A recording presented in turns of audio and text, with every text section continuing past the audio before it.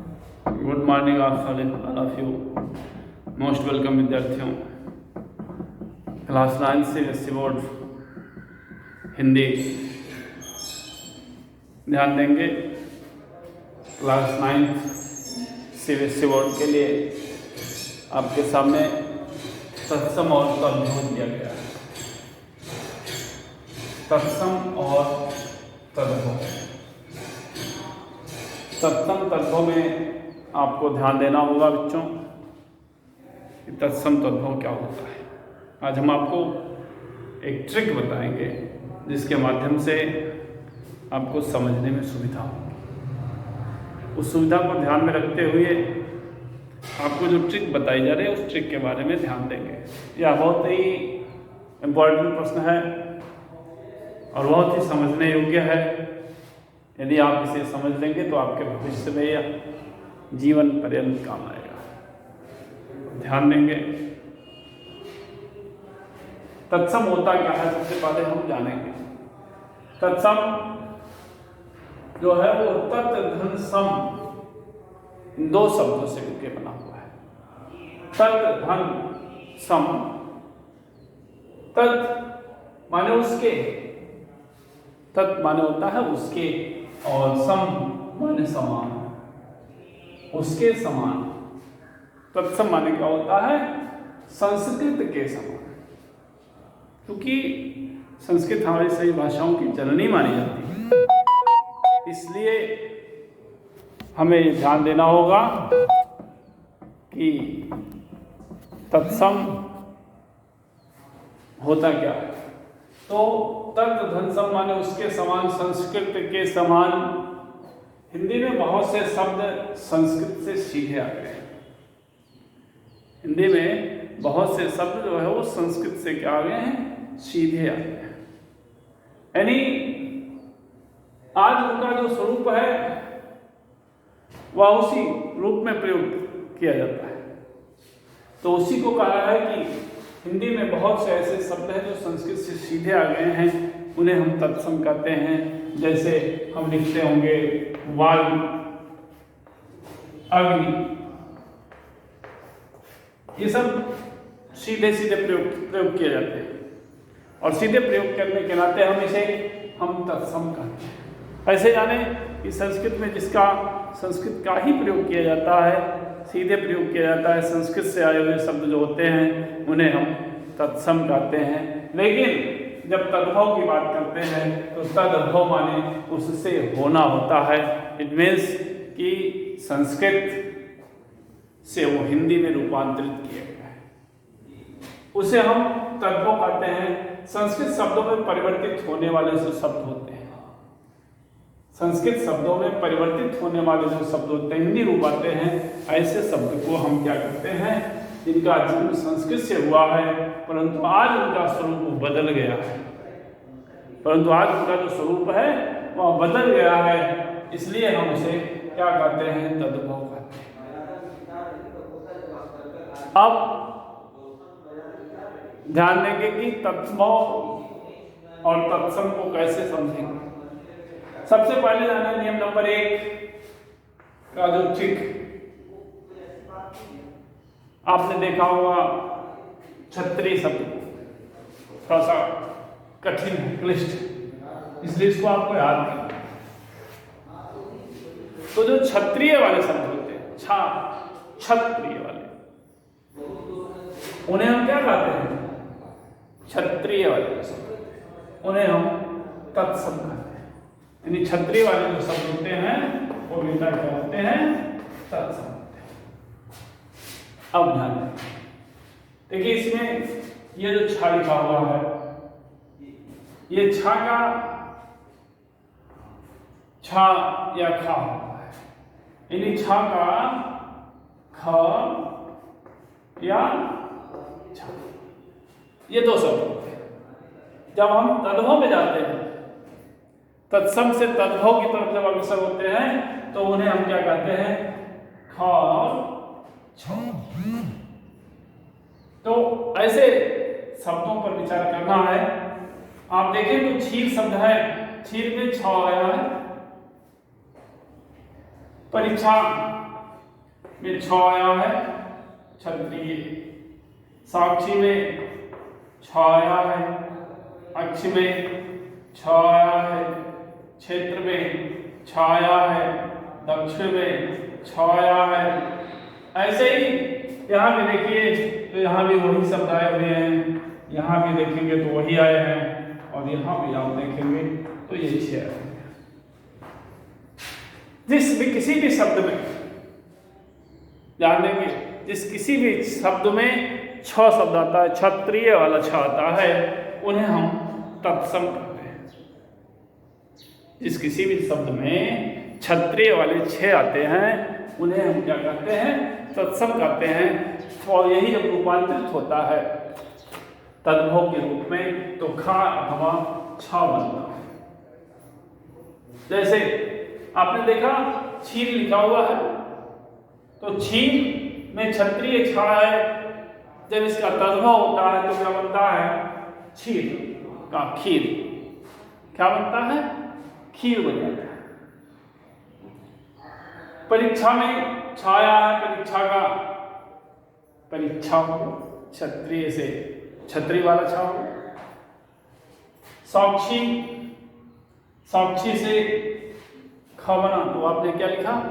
सौखी लिखा। अक्षी से आंख बना, क्षेत्र में आपने खा बना दिया, ये खा है। अब देखेंगे तो लिखा क्या है? खेत। क्षेत्र में खेत हो गया, दक्षिण में दाहिना हो गया, मक्षिका में मक्खी हो गया। खा। अक्षत में अक्षत बना, अछोट में अखरोट बना, और मच्छर में मक्खन बन गया। ऐसे ही जो शब्द होते हैं, उन शब्दों को हमें सीखना चाहिए जो हमारे जीवन में प्रयुक्त होते हैं। अब इससे हमें आपको समझने में परेशानी नहीं होगी और आप बड़े आसानी से इसको समझ पाएंगे। ये नियम नंबर 1, क्षत्रिय का छा जो है वह क्षत्रिय का छा खा और छा में परिवर्तित होता है। आगे आता है कि प्रायः नियम नंबर 2, नियम नंबर 2 का आता है कि प्रायः तत्सम में, आप देखेंगे प्रायः तत्सम में वह और तद्भव में बा।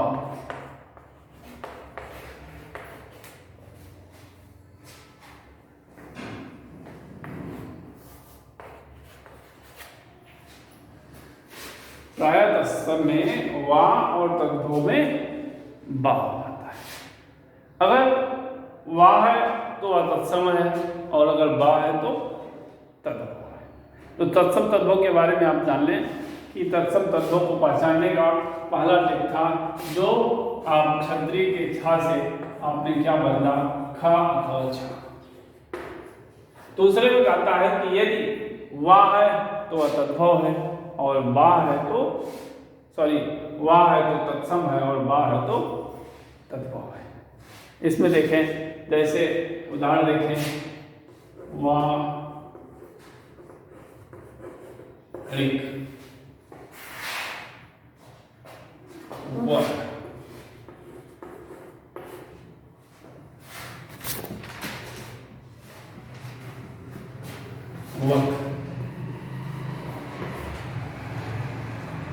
व यात्रा,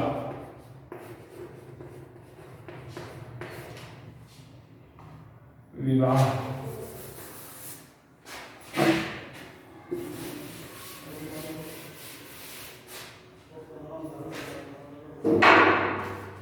विवाह,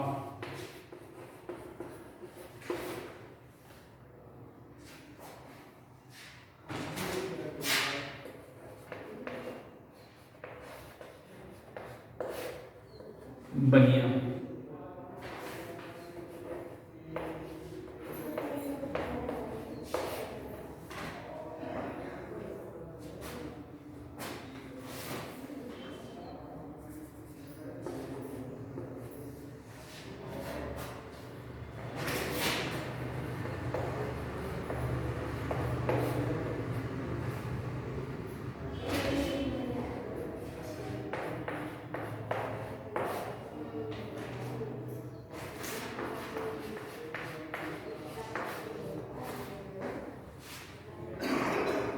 अब ध्यान देंगे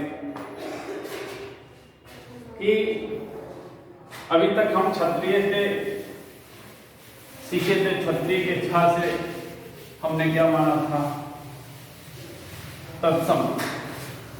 अब नियम कर रहा है जितने भी वाह वर्ण वाले होते हैं, वह प्रायः क्या होते हैं, तत्सम होते हैं, और वाह वर्ण वाले जो होते हैं वो तद्भव। तो जहां भी वाह वर्ण आता आप देखेंगे वाह आया है, वाह वाह वाह और वाह, जितने भी वाह वर्ण आए हुए हैं ये सारे के सारे वर्ण जो होंगे वो तत्सम कर रहे हैं, और वही वाह में परिवर्तित होकर के आपका तद्भव रूप ले लेता है। ये दुआ ठीक। तो जितने भी वाह वर्ण आते हैं, वाह से बकरी, वाह क्या होंगे, तद्भव होंगे। आप देखिए जो तत्सम है वह वाह है और तद्भव क्या है, वाह है। वाह से वाह में अगर परिवर्तित होता है तो हम उसे क्या कहेंगे, तद्भव कहेंगे, और अगर वाह है तो उसे हम क्या कहेंगे, तत्सम कहेंगे। तो तत्सम और तद्भव को समझने के लिए एक साधारण सा ट्रिक है, यह ट्रिक आपको बताया जा रहा है कि वाह शब्द जो होता है वह तत्सम होता है और वाह तद्भव होता है। ऐसे जितने भी वर्ण होते हैं उन्हें हम क्या कहेंगे, तत्सम, और इसे क्या कहेंगे, तद्भव कहेंगे। तो तत्सम तद्भव कैसे पहचानेंगे, ये इसका ट्रिक था। दो ट्रिक आपको बताया गया कि छा है, क्षत्रिय से छा है, वाह है, ये तत्सम शब्द जिस किसी भी वर्ण में आते हैं, और यही जब छा का खा या छा हो जाता है तो वह तद्भव हो जाता है, और वाह का वाह हो जाता है तो उसे हम तद्भव पाते हैं और इसे तत्सम कहते हैं। तो इसी तरह से जो है हम आपको तत्सम और तद्भव का ट्रिक जो बताए हैं इसको आप समझेंगे। और नेक्स्ट अगला देखें थोड़ा सा। हम लाइव चलाने जा रहे हैं आपको।